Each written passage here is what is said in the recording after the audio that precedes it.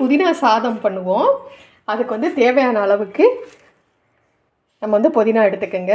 புதினா எவ்வளவு எடுக்கிறீங்களோ அந்த அளவுக்கு கொத்தமல்லியும் எடுத்துக்கோங்க. அப்போ தான் வந்து ஒரு வாசனை நல்லாயிருக்கும்.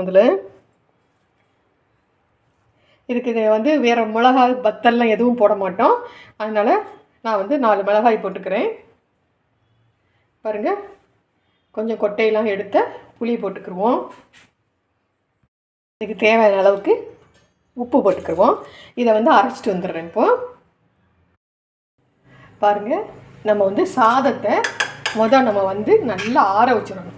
நீங்கள் எந்த அரிசியில் வைக்கிறீங்களோ போட்டுட்டு சாதம் நல்லா பொழு பொழுன்னு இது சூடு இல்லாமல், நல்ல ஈரம் இல்லாமல் சூடு இல்லாமையும் நல்லா ஆற வச்சுக்கோங்க. அப்போ தான் வந்து பிசு பிசுப்பு இல்லாமல் உதிரி உதிரியாக சாதம் வரும். இது நான் உப்பு போட்டு நான் சாதம் வேக வச்சுட்டு நம்ம இப்போது இதில் ஒரு ஃபேன் வச்சுக்கிடுவோம். அளவுக்கு ஆயில் போட்டுக்கிடுவோம். கொஞ்சம் கூட ஒரு 3 ஸ்பூன் ஆயில் போட்டிருக்கேன் நான்.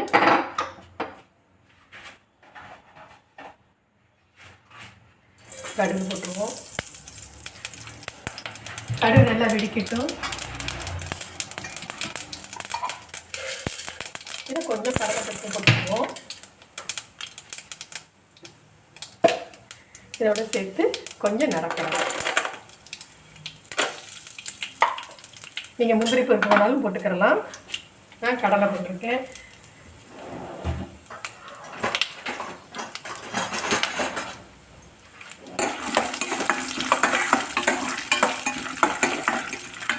நல்லா இது பொன்னிறமாக வறுத்துக்கிடுவோம்.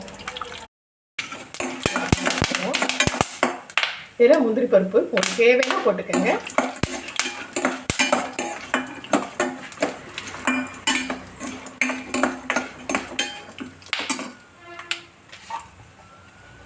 இது நல்லா வறுத்துருச்சுங்க.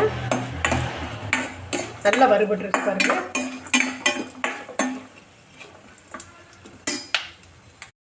நல்லா வறுத்தாச்சு.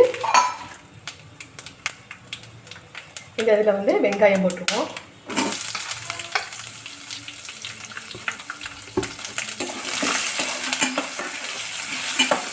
வெங்காயம் கறியிடக்கூடாது, லேசாக இதெல்லாம் போதும். இதில் கருவேப்பிலை போட்டுக்குவோம்.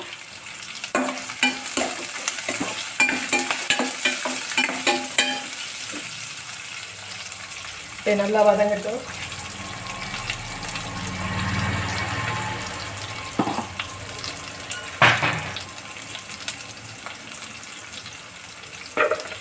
இதில் இதுக்கு தேவையான அளவுக்கு மஞ்சள் தூள் போட்டுக்கிறேன்.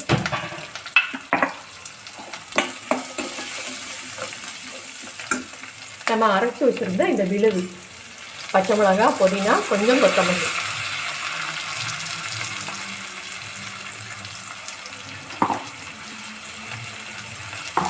அதை போட்டு நல்லா வதக்கிடணும்.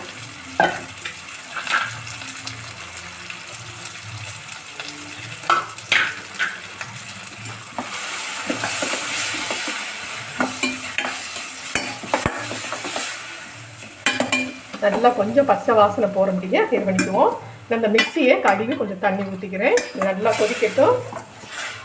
நம்ம இதுலேயே பச்சை மிளகாலாம் போட்டிருக்கோம், உப்பும் போட்டுட்டோம். நம்ம வந்து இதே அப்படியே கொதித்து எண்ணெய் பிரிகிற மாதிரி வர அளவுக்கு நம்ம வச்சுக்கிடுவோம். உப்பு சாதத்துலேயும் உப்பு போட்டு வடிச்சிருக்கிறோம், இதுலேயும் உப்பு போட்டுட்டோம். அதனால் நல்லா கொதித்து நல்லா வேகட்டும். பாருங்கள், நல்லா கொதிச்சிருச்சு. கொஞ்சம் தண்ணி வச்சட்டும்.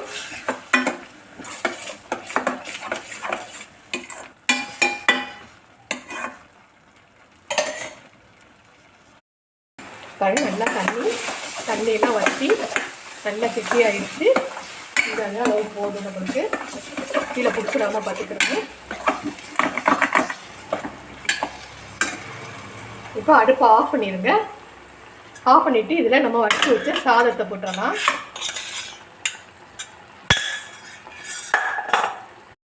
இந்த இதில் உங்களுக்கு தேவையான தேங்காய் போட்டுக்கோங்க. நான் வந்து இதில் தேங்காய் கொஞ்சம் போடுறேன். உங்களுக்கு தேவைன்னா போட்டுக்கிறலாம். இப்போ எல்லாத்தையும் ஒன்றா கிண்டிட வேண்டியதுதான். கொல கொலன்னு கிண்டிடக்கூடாது, லைட்டாக இது பண்ணுங்க. அதுக்கு தான் சாதம் வந்து முன்னாடியே வேக வச்சு நல்லா ஆற வச்சிடணும்.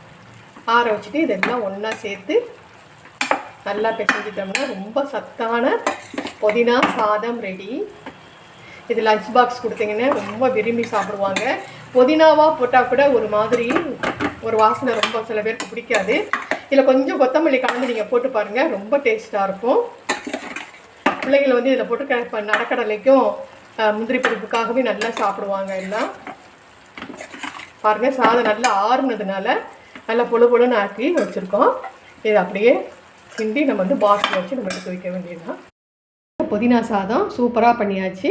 இதே மாதிரி நீங்களும் செஞ்சு பாருங்கள், சாப்பிட்டு பாருங்கள், சப்ஸ்கிரைப் பண்ணுங்கள், கமெண்ட் கொடுங்க.